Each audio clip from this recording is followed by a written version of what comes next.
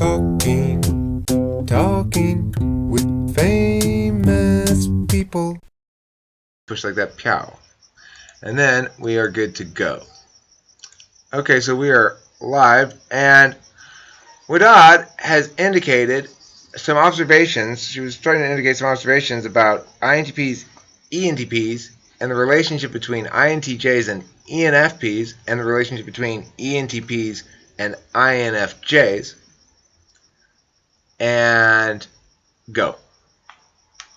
Okay, not quite INFJs. I mean, in a sense, yes, because they say that ENTPs and INFJs are like the ideal match, and then ENFPs and INTJs are the ideal match, just because the NE and NI as the dominant function, and then the shared next two functions. So it would be extroverted thinking and introverted feeling for the ENFPs and INTJs, and then introverted thinking and extroverted feeling for the INFJs and ENTPs. So that was really interesting to me, that whole ideal match kind of thing. I'm very skeptical of those things when I read about them, but just experiencing it in person, like when I met some ENFPs and the discussions that we had, and just seeing how well we meshed together, I kind of became a believer, a little bit of a believer. And then recently I met an ENTP, and I'm still trying to kind of test the waters and see what the dynamic is like. It's really interesting to me because I have more experience with the ENFPs, but it's nice to see another type with the same dominant function, but the different, what are they called, the second and third functions? Secondary and tertiary? No, right? Yeah, it depends. There's several different names, but those are fine. Yeah.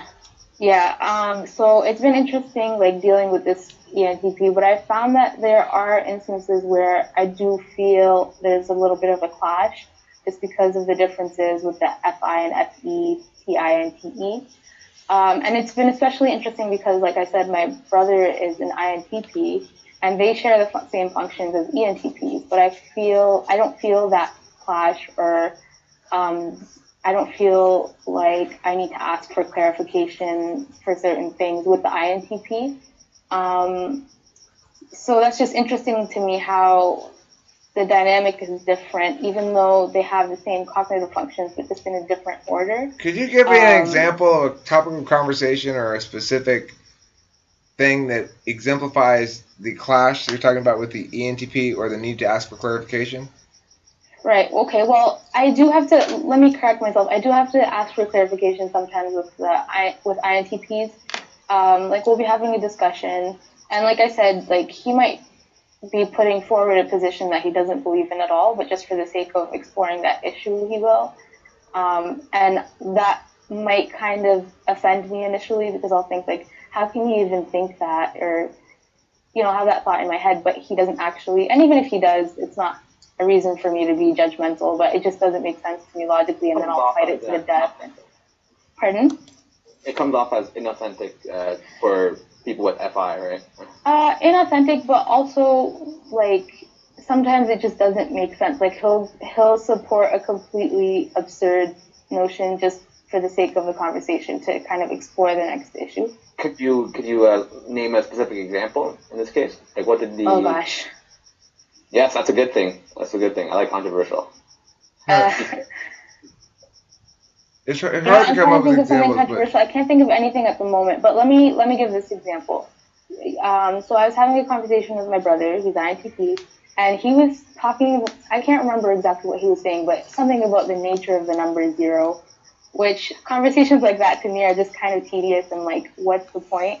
But he was like so fascinated. He's like, I've been thinking about this for weeks. You have to listen to my theories, da da da da. And I was just like, okay, like, I kind of humored him for a little bit. And when I didn't see where the conversation was going, I just kind of like closed it off. And so there are conversations like that where I don't understand him that much. But the conversation is still interesting to me. But with this ENTP that I've recently become acquainted with, I'll say something, and I'll say something, and he'll just take it into like a completely different direction. And it's really weird for me, but I'll start to feel like, why are you even bringing that up? And with the INTP, I feel like it's a relevant branch relevant tangent, kind of, if that makes sense, where I can kind of see where the conversation is going. But with the ENTP, I'm just kind of like, you just totally brought that out of left field, and I feel like you're kind of getting defensive and bringing up this other topic because you don't want to address what I just brought up. And I don't know why I feel that sort of defensiveness with the ENTP, and I don't feel it with the INTP. I've heard that INTPs are a type that most people get along with, or that they feel comfortable around, or I don't know if I can say people pleasers, not really, just I can't think of the word, but They're every other NTP's. They're every other NT's best friend. Basically, yeah. And the ENTPs, But they don't get along with S as well. They don't get along with S as well at all, necessarily. Oh, no, I don't S's think so. they're rude and cold and not of value, basically. Yeah, they say like I don't know. I've heard this saying. They say INTJs are the coldest humans, and INTPs are the warmest robots, something like that. I don't know. All right, and That's interesting. That's interesting. and ENTPs are the warmest appearing great white sharks. Sorry, say that again. ENTPs are the warmest appearing very cold things. Right. So with this ENTP that I know, I was kind of taken off guard because I think NT, okay, he's not going to be very affable. I don't know the right word, but he was like super charismatic, super polite. You know, everybody that I was with at the time was like totally, you know, kind of almost obsessed with him. Like they were totally charmed. And so that kind of took me aback. I was like, I don't know if he's really an NT, but then certain times in the conversation, I'll think, no, like, yeah, he's definitely an ENTP because he'll say something that's totally brash or blunt, and I'm like, okay, I'm getting more of a sense of that. But I think it's the FE. It's higher up than the INTP. That's what confuses me. That with INTPs, FE is their last constant. Zach, I want you to chime in here. You're an INTP. You've been talking a lot about INTPs. What are your thoughts on all this? Oh, we can't hear you. Microphone. We can't hear you. I was muted. But my experience with I get along with most people, most INs. But that's usually because I've noticed that, like at school and whatnot, INs are drawn to me. I have like the people that I get along with the most are I can just tell that they're intuitives because they usually have an interest in some kind of academia, or it's kind of like the subtext thing you were talking about before, Eric, where it's like there's like a deeper connection there, and I feel like those people are drawn to me, and they initiate conversation and whatnot, and I get along with these people really well as long as they stay acquaintances, but once I get to know them more, or they get to know me more, then there's a lot more conflict. I'm not sure why that is. I think it's because I don't know. I feel like I'm a people pleaser as long as people stay at a distance, and then when people get close to me, then I just can't really deal with those demands of like. It's hard to attend to everyone. You know what I mean? Like, there's certain areas that I'm interested in and people I'm interested in, and there are people that I like. Or more so, I'm just indifferent. You know, they're okay people. I don't hope anything bad happens to them, but I just don't have the time, or I don't want to put the time into developing a deeper connection there, and that is it I possible? think kind of like upsets people. Is it possible? Do you guys think, or Zach, you go first on this, and then Tony, I want to hear your thoughts on this. Is it possible to have a deeper connection that doesn't involve expectations of the sort that are burdensome? I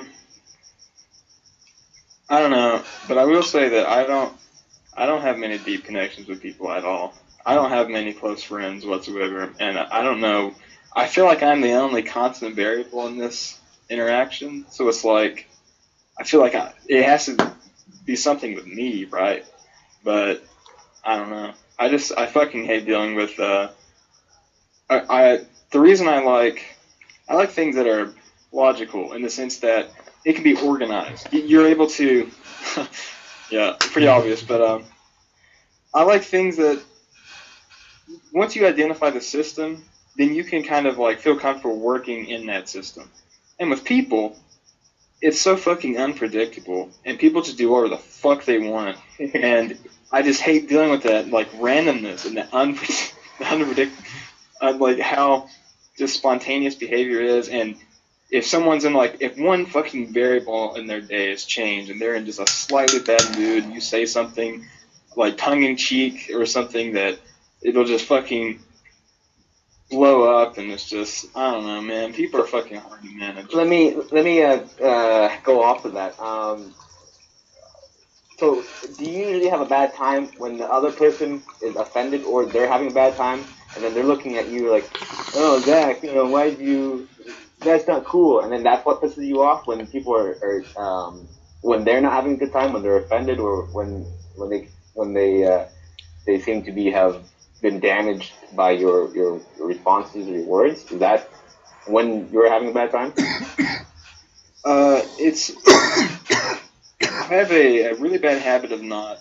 If I don't make a conscious effort to, I tend not to talk to anyone. I don't make like any.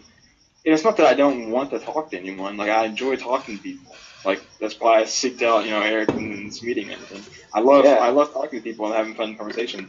But most of the time, it's like I just forget to, or I'm so occupied with something else that it just never crosses my mind that my friends need to be aware of my existence or need to hear from me. You know what I mean?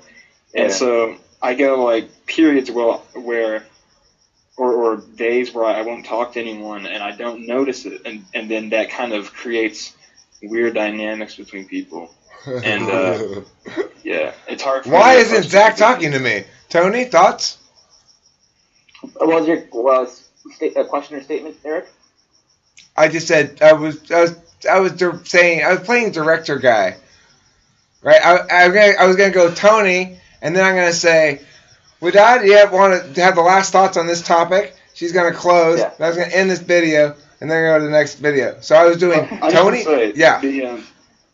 The friends that I do get close to are like loyal as fuck. Like, we have like really strong, and there's only like 3 or 4 people right now that I could name, but like they're tight as fuck with me, and I think it's because they know how I work, you know what I mean, and they know that like that sometimes I'm just fucking weird with interactions and stuff. But I have one sentence to add. One sentence to add, which is, Zach, because I know what you feel exactly. Because we have a hard time maintaining these stable relationships, ENTPs do too. We value a great deal the ones who stick around despite our troublesomeness. ENTPs do. I value the ones who stick around for me. Tony, then we take a couple minutes to give you your last thoughts on all the stuff we just all said, and then we'll end this video. Tony, go. Okay. So let's. I'm going to make an analogy of an INTP or even ENTP's social skills compared to, let's say, gardening skills, right? Tending to your plants. So let's say, for INTP you suck at social skills, but let's say for a cactus, it doesn't require much maintenance, right? And the cactus will stick around and doesn't need much from you. And when you're with the cactus, except for you are not much demands. It doesn't complain, so you're happy with that, But for like but for more complex, sensitive, let's say a tomato plant, let's say it's super sensitive. If you don't understand, if you're not good at gardening, the tomato plant's gonna like wither, and you're like, oh fuck, the plant's complaining and it's dying. I'm like, fuck, I want to deal with this. I'd rather just stick with the cactus. exactly, dude. It's like accidental neglect. Like, I have good interaction with people when they're acquaintances, right? Okay, so like meeting a new person when they're becoming friends, I have really good times with them while we're being acquainted or whatever. And but then once like there's a friendship that starts, then I have a tendency to kind of like only come and get stuff out of that whenever I'm feeling it, and then hoping that it's always going to be like the initial interactions, but then I neglect the fact that there are things you have to tend to with people. People have emotional needs, and they want a closer bond there, and for me, it's not always readily available. All right, we gotta close this out. I think my approach to kind of maintaining relationships with people is less focus on the people themselves and more on the activity that we're doing, like shared activities. So if That's I'm what I try to involved, do. yeah, it still doesn't work. Because for me, it's like if I participate in a certain activity, I end up seeing the same people there. It's less about the person and more about what we're doing. And then as time passes on, we just kind of learn more and more about each other. And it comes a little bit more naturally where we know that, even if we're not in contact for a very long time, that we can still pick up afterwards and talk about all the good times or whatever. So, yeah, that's just the way I am. I'm less concerned about how people feel about me disappearing for long periods of time on end.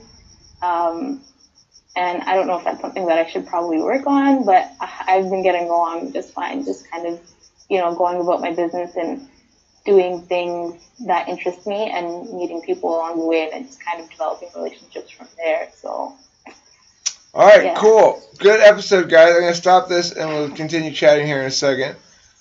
Thanks for watching. Talking with famous people.